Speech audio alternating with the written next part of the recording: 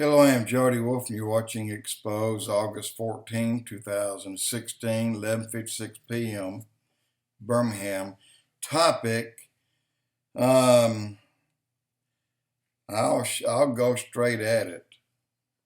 Black Lives Matter, but we're going to have to back way up to where it really began. And you'll understand it when I'm done. It's going to take 2 blogs, but you'll understand. So we're going to go all the way back several years ago to Angola, one of the countries that's on the western shore of Africa, on the Atlantic, between the Atlantic and South America, okay? Angola had such a problem with mean people, just in general, mean people.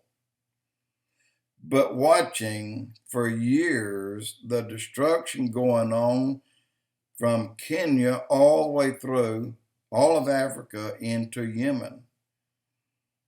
A lot of countries just stepped aside and let them do what they wanted to do. They killed a lot of people. They took a lot of women. They took a lot of girls.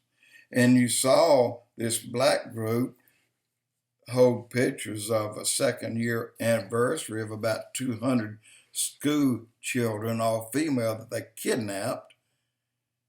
That was on TV today on the 14th.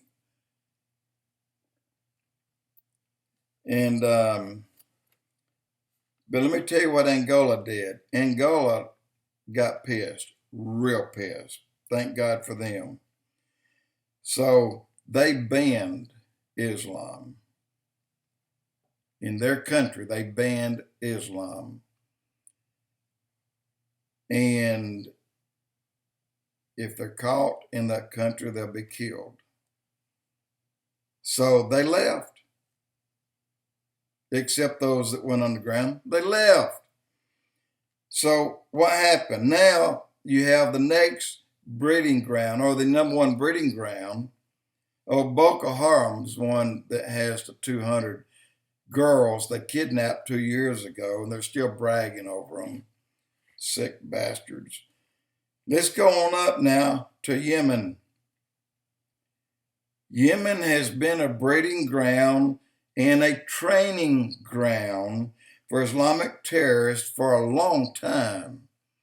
The president of that country even sold an X number of females each year. Hey, this is money to pad his own pocket. And he did it. And I don't know if he's still doing it or not. I think the man's dead. He should be. But in any case, he used the state's or the country's train network to move these women or these little girls about. And these little girls, you can find them in homes all over Saudi Arabia, Iran, and other places that would be fairly safe for them to be. And they are slaves. They're sex slaves, and they keep the house up as well. And they do it by the tens of thousands every year. And that's just one country. Think about all the other countries. Look at Ethiopia right there next door. Look how big they are.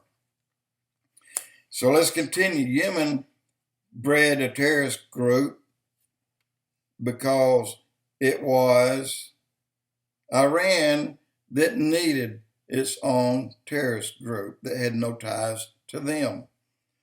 So they called them the Houthis, and they put them together just like they went on a street corner, found a bunch of Hispanics. Y'all need some work? Come on, get on the truck. Well, they go there. Y'all need some work? Get your guns, jump on the truck, and let's go. Well, they bred the Houthis. And what did the Houthis do? If you think back, the Houthis traveled the banks of the Red Sea on its northeastern shore. They traveled all the way toward Mecca. They traveled the northwestern shore to Mecca. And when they got to Mecca, they turned northeast toward the Persian Gulf, but they didn't need to go any further because they are at their destination point, a place called the Black Stone, the Grand Mosque, Mecca, the Black Stone. This is right here the caliphate, okay? These are the leaders. These are the people that hold the power in all the Islam, the Muslim world, right here. Well, their original goal was to destroy that Black Stone, but they didn't quite make it, did they?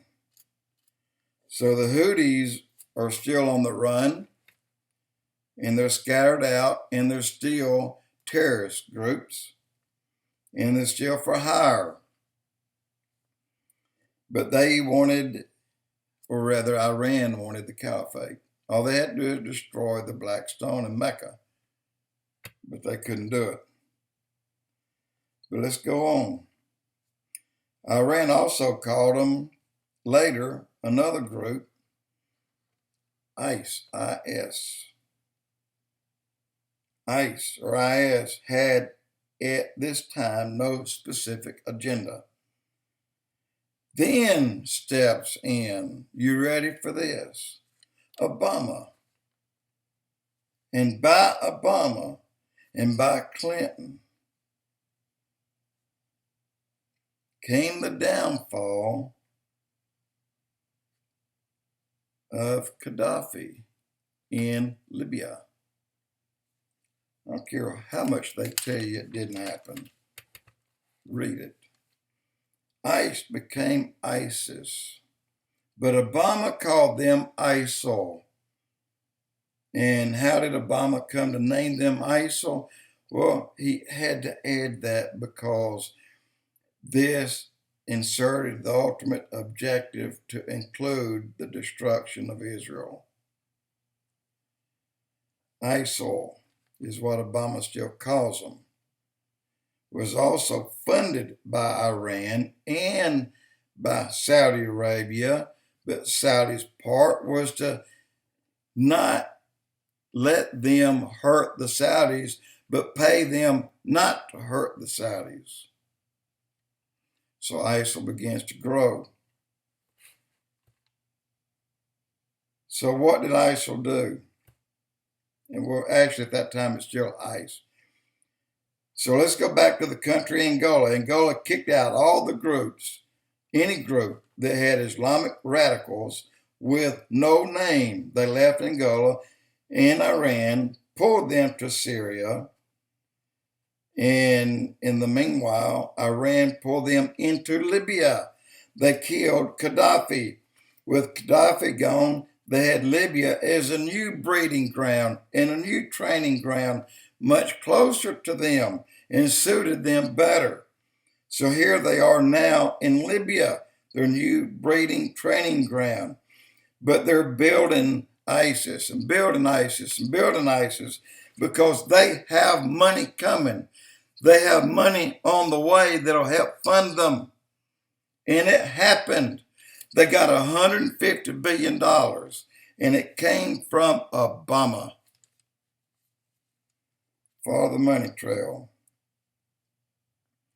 And Clinton,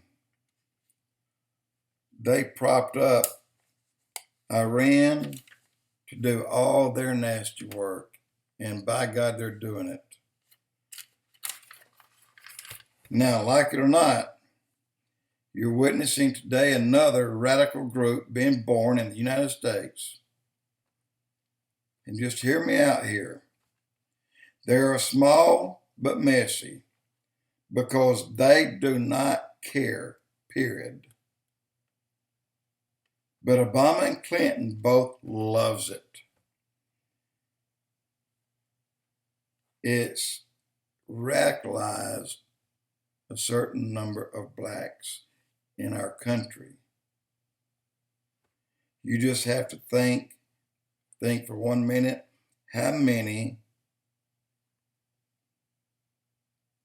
riots were started by white people because a black hurt a white? None. How many white people in any city in all cities, in all of America, have gone around killing white people? None. How many white citizens have attacked black cops? None. How many whites burn houses, cars, stores? Just ignorance, total destruction on anything that's in their way? None. So ask, read, listen, look. None. None. If we were to start, you wouldn't like it. The end result, I promise you, you would not like it if whites started doing what blacks are doing today. You wouldn't like it. But thanks to Obama, he is the one that started all of this. Because if you go back to before Obama, there was no problem with black and whites. Before Obama, there were no problems. After Obama, that problem grew from nothing to 3,000%. Ask yourself, why? What caused it? What initiated it? Well, on the next blog, I'm going to tell you who's funding that, who's doing it, and the purpose that it's been done for. Jody Wolf Expoz.